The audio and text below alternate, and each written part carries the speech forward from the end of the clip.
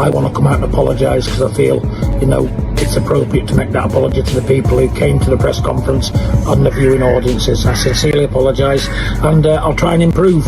It was quite threatening, actually, and quite, if I was a bit of a snowflake, then I'd have been upset, I'd have been offended by it, because it was threatening, he was calling it on, and he was saying basically watch your back, and you don't want to go back to prison, so he needs to be careful, doesn't he?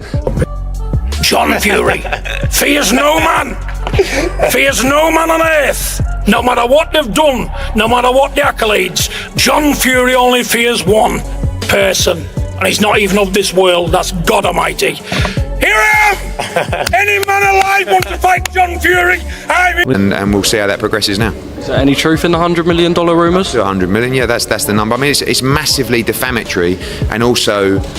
John Fury has issued an apology to Carl Froch following the infamous table-smashing incident and the massive $1 million penalty that followed. It marks a dramatic fall from grace. The very same person who overturned tables, hurled insults, and openly threatened Carl Froch in front of cameras is now forced to deliver a carefully prepared apology. This did not look like genuine regret. It appeared to be an attempt to repair the damage after the hefty fine took a serious toll on his finances. I just want to make a quick apology for my inappropriate language yesterday. It's unacceptable, I accept that.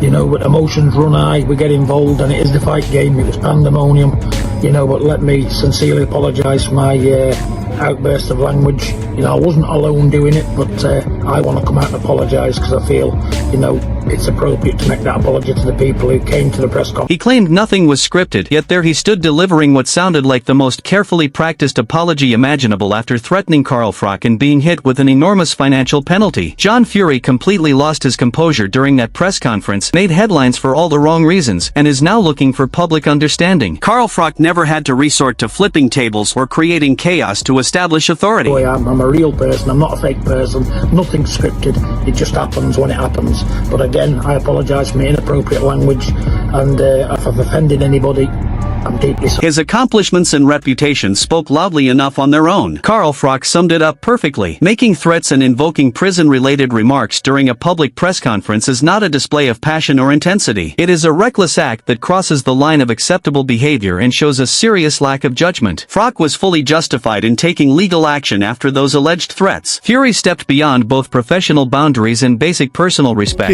He's talking nonsense, and he'd like to play the Cobra down, but he can't because I've got the backing. I've got the credentials. You know what I'm saying? You can't rubbish the Cobra and say that I don't deserve to be where I'm at. And a recorded apology is unlikely to undo the damage that was done. A £1 million penalty stemming from a single outburst at a press conference may go down as the costliest meltdown British boxing has ever seen. Fury seemed to believe that overturning tables and issuing threats toward Carl Froch would project strength and authority. And if he does it again and he's over, he's going to get fined again. And I don't know if it's by the pound, by the ounce, what he's getting fined for, but it's an expensive... Robert Smith publicly stated that John Fury made physical contact during the press conference. This went far beyond showmanship, trash talk, or promotional hype. It became a physical altercation at what was supposed to be a professional boxing event. Carl Froch displayed remarkable composure throughout the situation, while Fury's conduct reflected poorly on the promotion and left many associated with the event. Emotional being gets into the moment, forgets himself. You can see, excuse the bad language, but this is, when you see that, this is the moment when he realised he beat up. It was that, when John had done it, like, shit, what have I done? But he had to own it. I think the pressure was on. The pressure is now on John to behave himself. He's distracted. A lot of attention. Tony Bellew held nothing back in his assessment. Looking straight into the camera, he explained that if his own father had acted that way, he would have taken him aside and made it clear that such behavior was unacceptable. It was not meant as a personal attack, but as an honest observation. Throughout his career, Bellew built a reputation for conducting himself professionally at every press conference, and seeing John Fury overturn tables and leave someone bleeding at a major boxing event left him genuinely disappointed. When a former world champion openly says an incident reflects poorly on the sport, Madison, if my father behaved like that at a press conference, I would put him straight and tell him it's embarrassing and it can't be happening, mate. It's a really bad look for boxing. I'm actually surprised it's been allowed to go on and happen in a place where they're at, to be honest.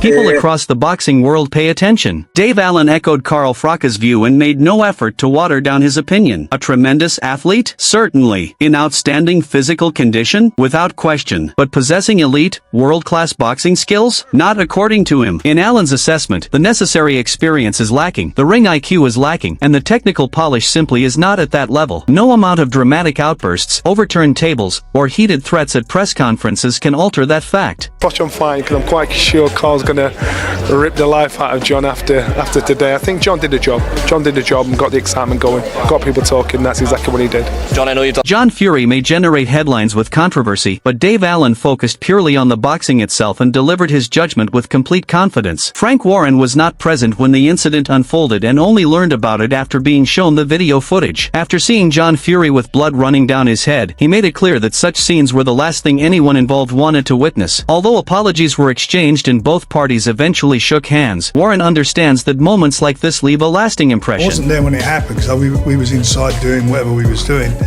other interviews I think, and somebody showed it to me. I see John with his cut head.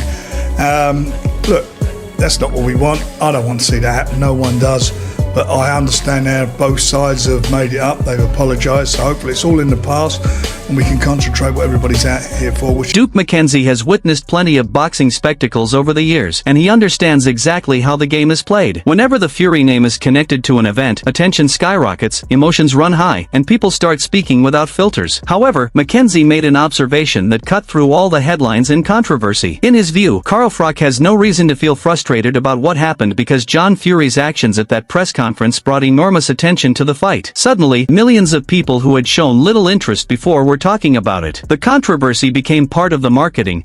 Who knows? You know, they're great at self-promoting, aren't they? And, you know, listen, you've heard it all before. You've seen it all before.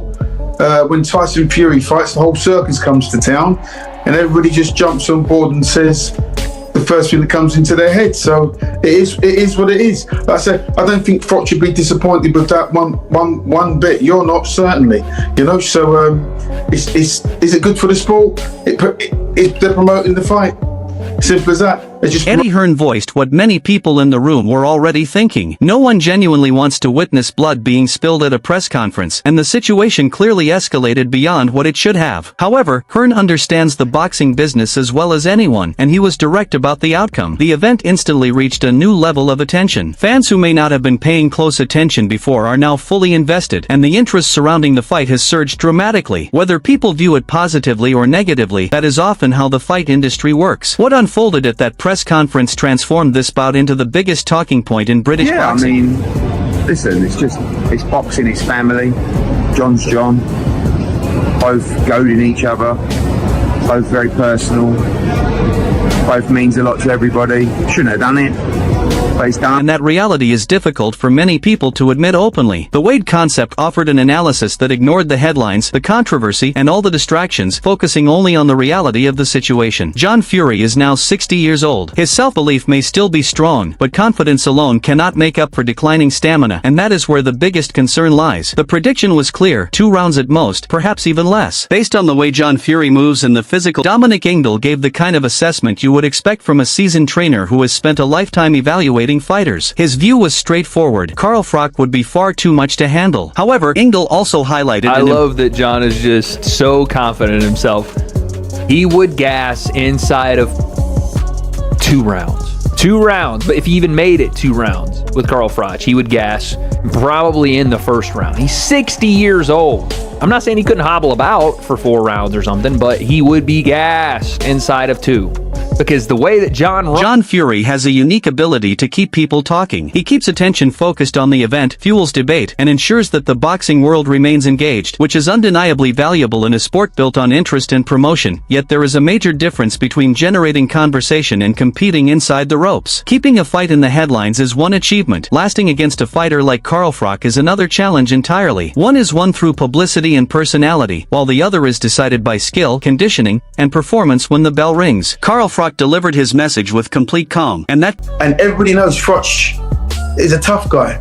And if Froch turns up, even though he's an old man now, he's nearly as old as me. No, he's not. He's quite younger than me, actually, Carl Froch. I'm 63. Anyway, but, you know, listen, even Carl Froch, at the age that he is at, would still be enough for John Fury. Even more weight. Without shouting or showing any sign of agitation, he made his opinion crystal clear. He labeled John Fury in harsh terms, dismissed the threats entirely, and made it known that he wanted him kept at a distance before fight night. There was no hesitation and no uncertainty in his response. Froch has shared the ring with some of the most dangerous fighters in boxing and built his career competing at the highest level. Those experiences shaped a competitor who was difficult to intimidate. While John Fury generated headlines with dramatic actions and aggressive words, Froch reacted with the indifference of someone who simply was not impressed. Rather than appearing unsettled, he brushed the situation aside as though it barely deserved his attention. He's behaved like a thug in a disgusting manner, and then he's able to just laugh it off and joke it off and say, you know what, anyone comes near me, they're going to get a headbutt. So it's kind of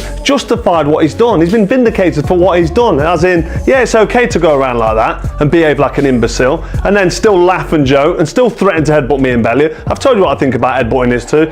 You know that. Fighter to the core. So is John Fury. Listen, it's fun, it's banter, it's entertainment. Carl said to me afterwards, hey, it's all good fun, isn't it? If they fought, who would win?